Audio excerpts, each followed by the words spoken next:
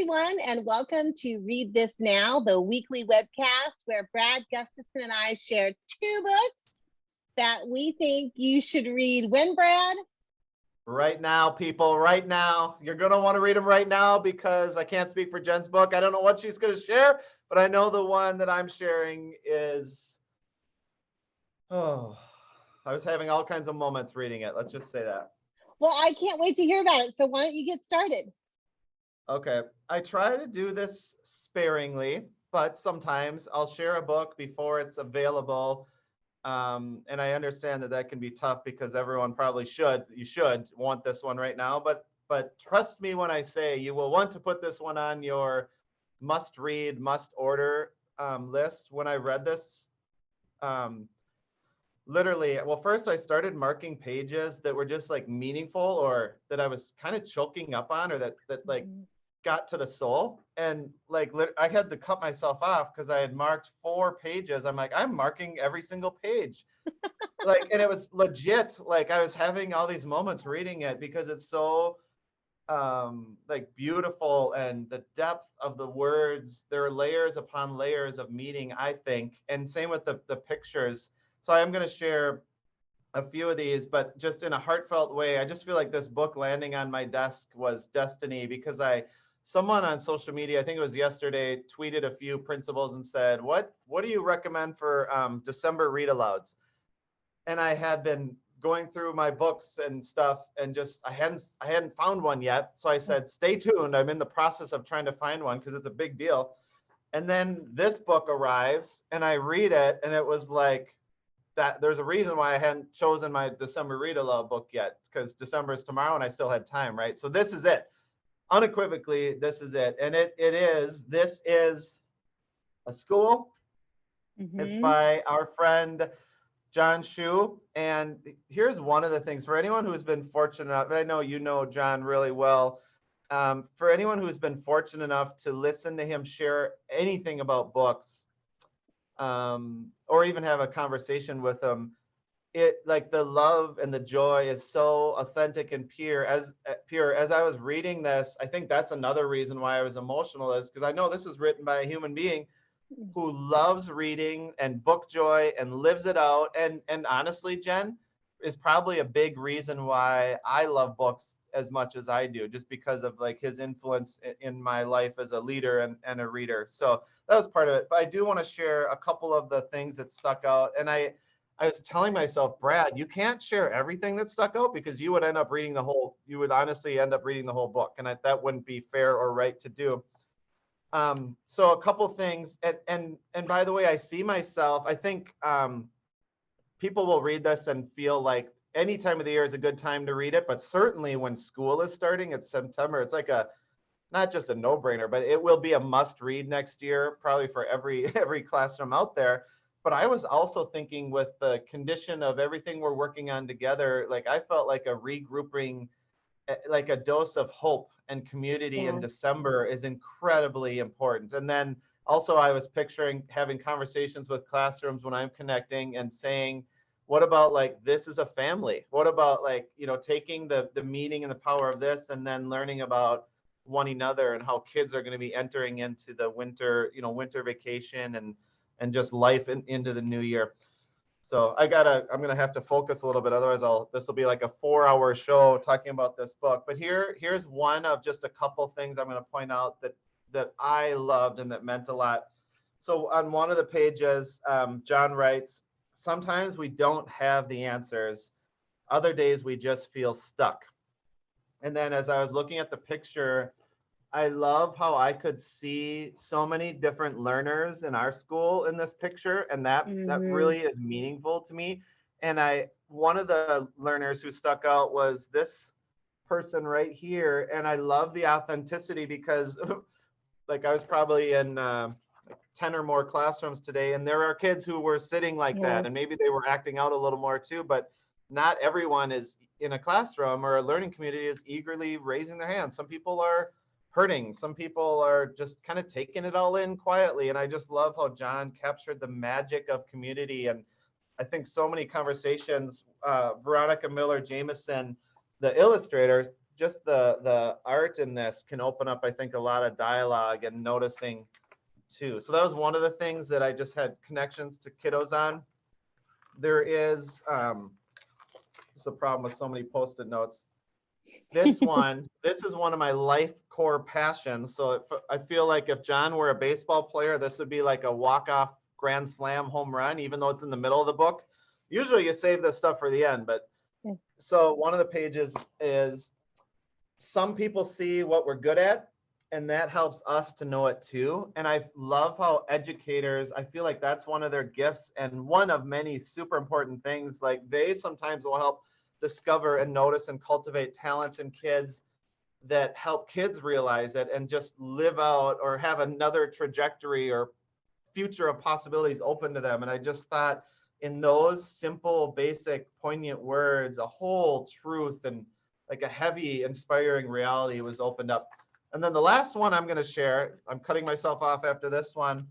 So the text says, this is a community at work. This is a community at work. So I'll share the picture, the school scene, and this is a double spread. Yeah. And I love how authentic, this could be any classroom, it could be any special project, any play, any endeavor. Like sometimes it seems like people might diminish or dismiss some of the work being done in schools just because it involves, like at the elementary level, paste or crayons. And that doesn't make it any less important. So I love that John says, this is a community at work and the kids are preparing for a play. But anyone who's ever been in theater, and I have like a 1 second experience with it, but I saw how hard and demanding it was. Yeah. So much work and time and talent, like so much goes into anything I think that kids and teachers do. This page spoke to me on lots of different levels in addition to just being beautiful. Okay, I'm going to take a breath. I'm going to pass the baton to you. But first I got to say one last thing. Read this now or mark your calendars. I think the release date might be like March of 2022. So that'll be here really quick. You probably will want to put a calendar entry in because this is so good. It's so good. Read this now. Well, Brad, for our 3.5 years who've watched this show for the 3.5 years that it's been going on, you know that we don't plan. We don't prepare in advance. We don't share what books we're going to share. Honestly, I'm kind of surprised that it's taken us 3.5 years to do what we're about to do today, which is... You're doing this? We're doing the same book. This is going to happen. That is awesome.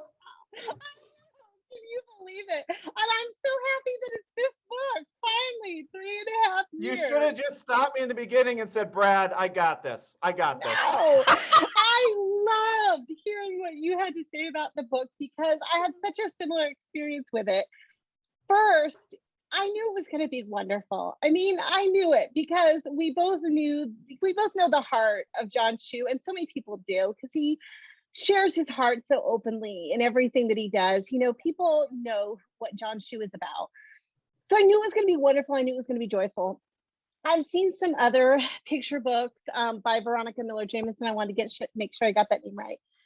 And so I knew the art was going to be lovely. I knew that it was going to be warm and inviting in front. I knew all of those things.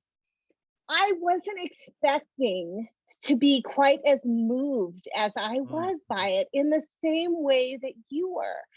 There were several spreads where I opened it up and I literally gasped or found myself tearing up. And I think that speaks absolutely entirely to the talent and magic of these two creators who came together to make this beautiful book.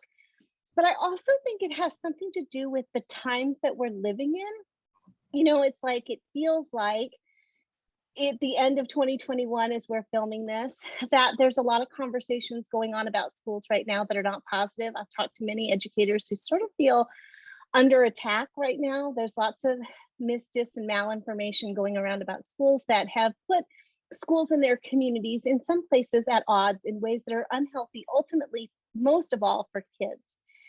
And this book, to me, sort of captures the fundamental truth that a school centers a community. A school is the center of these important moving wheels, right? People have so many memories around their school experiences. Schools become the heart of a community. And this book just such a like wonderful job of pointing that out and knowing how books are created. I know this was written, you know, a year plus ago, like, and yet it feels like it is a book for this moment. Like it's a book our hearts need in this moment. I want so many kids to read this, but I want so many teachers and educators to read this and be reminded that what they do is so not just magical, but fundamentally important, not just to the kids sitting in front of them, but to the whole community that is affected by the power of school.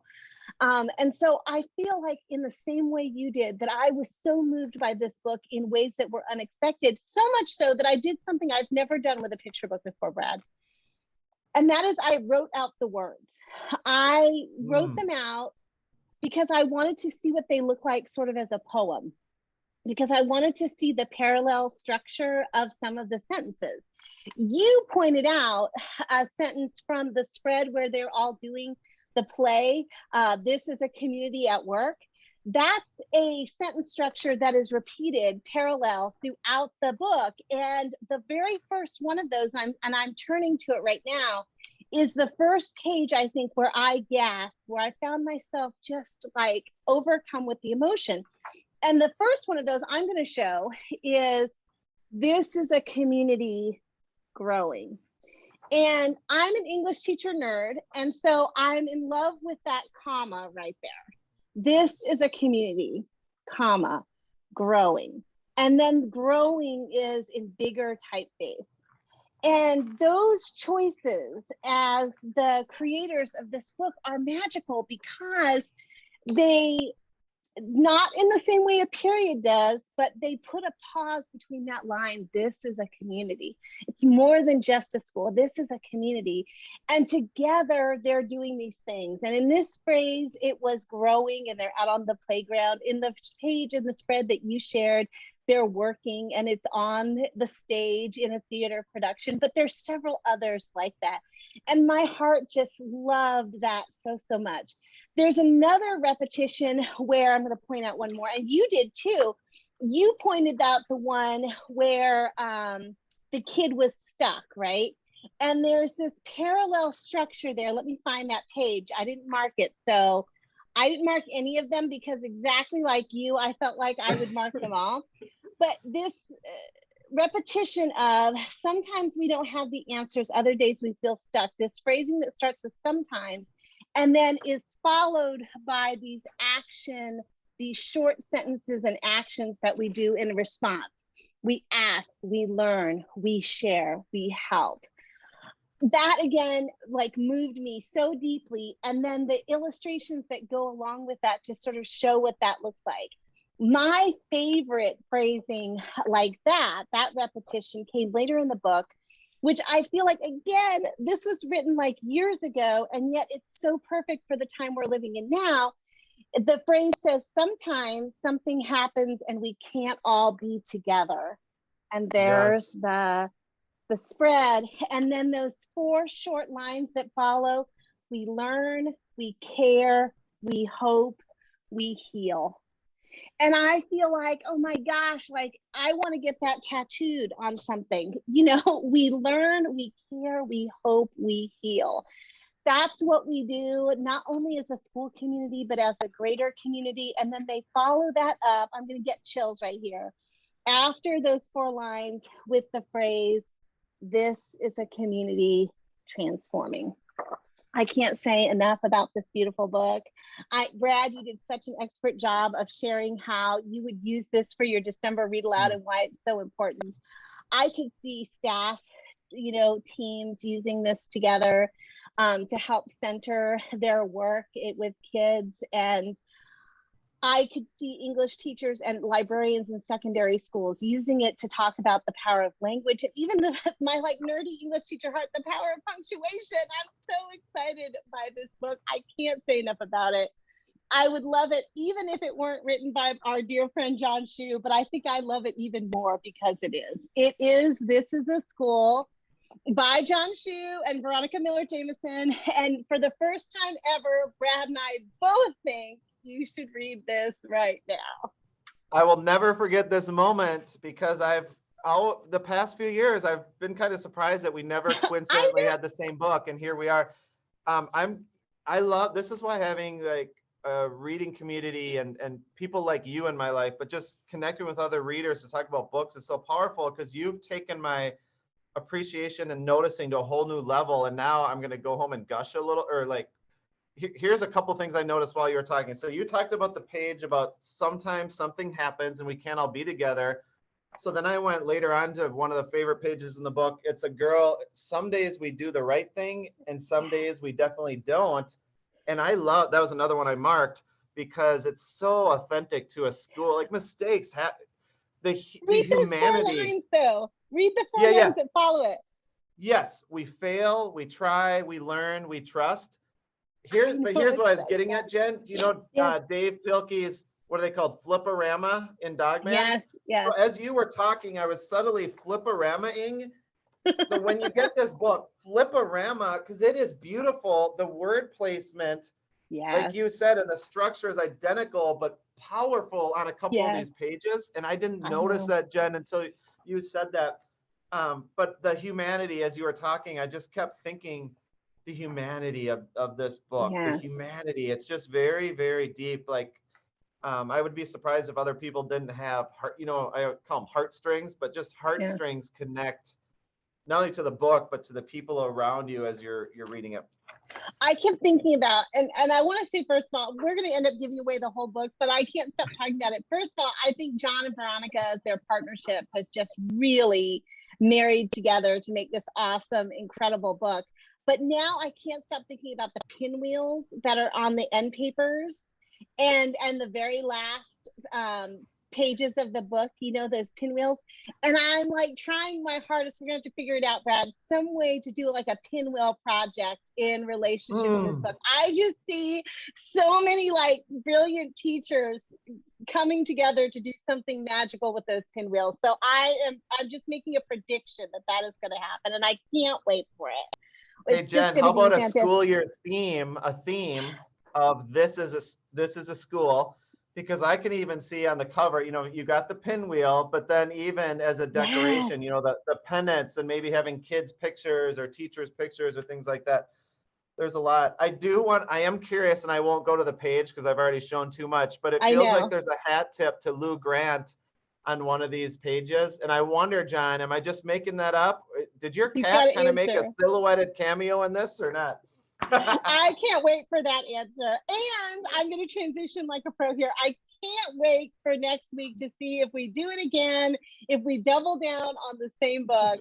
Until then, how you tell us where our 3.5 viewers and Mr. Schu and Veronica can check out our archive, which it will include this video and all of our recommendations for the last few years.